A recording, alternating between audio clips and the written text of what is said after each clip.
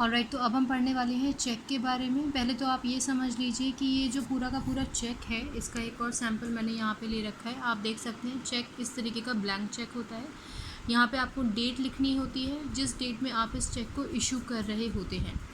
यहाँ पर आप जो ये लिख रखा है पे, यहाँ पे आप अगर सेल्फ लिखते हैं तो आपके अकाउंट में पैसा आएगा, जो भी पैसा यहाँ पर वर्ड्स में और यहाँ पर न्यूमरल्स में लिखा जाएगा। ठीक ऐसे जैसे यहाँ पर देखिए वर्ड्स में लिख रखा है पैसा, न्यूमरल में लिख रखा है पैसा।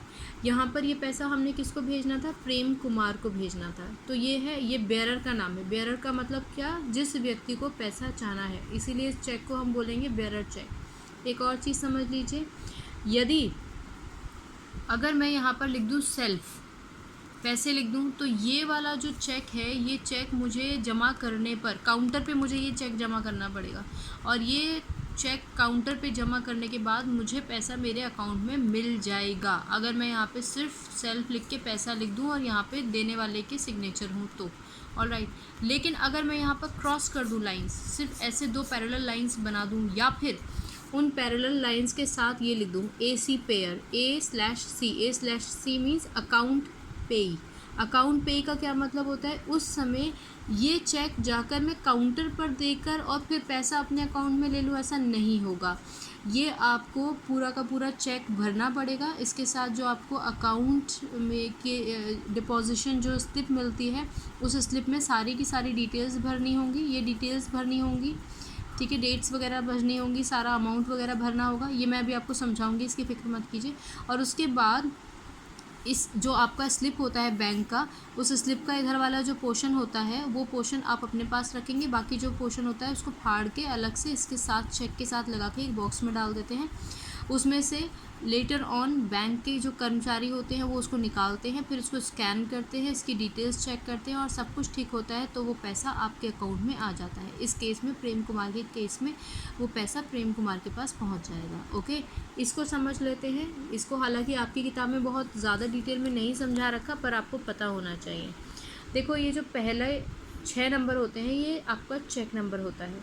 ठीक है, आपके पास चेक बुक होती है ना, तो हर एक चेक की लीफलेट पर एक अलग नंबर होगा। जैसे कि अगर आप इस अकाउंट को देखें, इस बुक को देखिए, पहली बात तो आप ये देखिए कि ये जो किताब है, इसका ये है कस्टमर आईडी, ये MICR कोड है, सब कुछ बहुत ज़रूरी है, बहुत ध्यान से सुनिए, ठीक है ना। और ये है उसका अकाउंट नंबर। ऑलराइट, चलिए अब ये देखिए, इस पेज पे ये जो चेक नंबर है, इसमें लास्ट में क्या है? 46। अगर मैं इसको टर्न कर दूँ तो जो दूसरा चेक है उसका नंबर क्या है? 47। तो इस तरीके से सबका अपना एक चेक नंबर होता है। तो ये तो हो जाता है हमारा चेक नंबर 6 डिजिट्स का। फिर उसके बाद आ जाता है हमारा 9 डिजिट्स का MICR कोड। MICR मतलब मैग्नेटिक इंक कैरेक्टर रिकॉग्नाइजेशन। ये केमिस्ट्री के लिहाज से बता देती हूँ, आयरन ऑक्साइड से बना हुआ होता है। इसको स्कैन करके इस चेक की ऑथेंटिसिटी चेक की जाती है कि ऑथेंटिक भी है या नहीं है, या जाली किसी ने बना दिया है।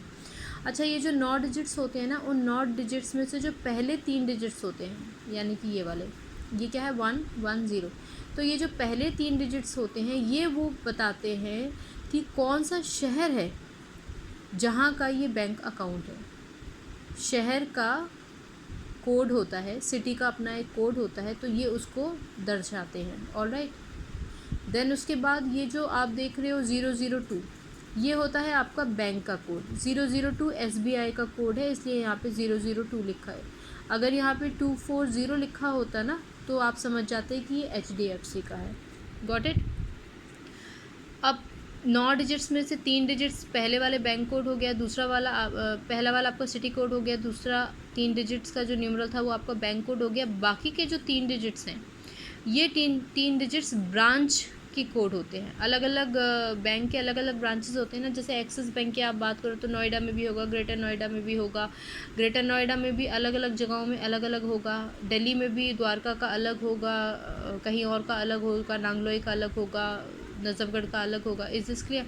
तो ये वाला जो होता है आपका सिटी का कोड होता है, ब्रांच का कोड होता है, ब्रांच का कोड। ओके, क्लियर हो गया? ऑलराइट, चलिए उसके बाद ये जो है आपका, ये आपका अकाउंट है जो आपका किसी भी बैंक के साथ होगा, ये उसकी पर्टिकुलर डिटेल्स होती है। तो लास्ट वाला आप क्या बोलेंगे, आप बोलेंगे कि ये आपके अकाउंट की बैंक डिटेल की होती है, ठीक है ना। लास्ट वाला ये जो डिजिट है आप देख रहे हैं, ये बहुत ज़्यादा इम्पॉर्टेंट है। ये कहलाया जाता है ट्रांजैक्शन आईडी। और आपकी जानकारी के लिए मैं आपको बता देना चाहती हूँ कि अगर यहाँ पर 9, 10 या 11 लिखा है तो यानी कि ये एक लोकल चेक है, लोकल चेक है। लेकिन अगर यहाँ पे 29, 30 या 31 लिखा है तो यानी कि एट पार चेक है। एट पार चेक का मतलब इसको कहीं भी ले जाइए देश में, ये आपका जमा हो जाएगा और आपको पैसा मिल जाएगा।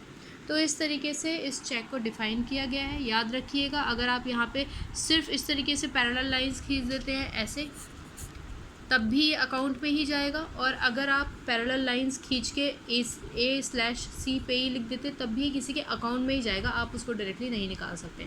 इसीलिए हम कई बार बोलते हैं कि भैया ब्लैंक चेक कभी भी साइन मत करो, क्योंकि अगर आपने यहाँ पे ब्लैंक चेक साइन कर दिया, यहाँ कुछ नहीं लिखा, जैसे ये है, और यहाँ पे सिर्फ सिग्नेचर हो गए, जिसको ये अकाउंट बिलोंग करता उसके अगर सिग्नेचर यहाँ पे हो गए तो मैं यहाँ पे कोई भी अमाउंट भर सकती हूँ ना, तो वो मुझे मिल जाएगा, ठीक है। ये सारे डिटेल्स मैं खुद भी भर सकती हूँ, बस यहाँ पे सिग्नेचर होने चाहिए। इसीलिए कभी भी चेक बुक को साइन करके नहीं रखना चाहिए अनटिल और unless you know that it is in the safe hand. So this is about the check, alright.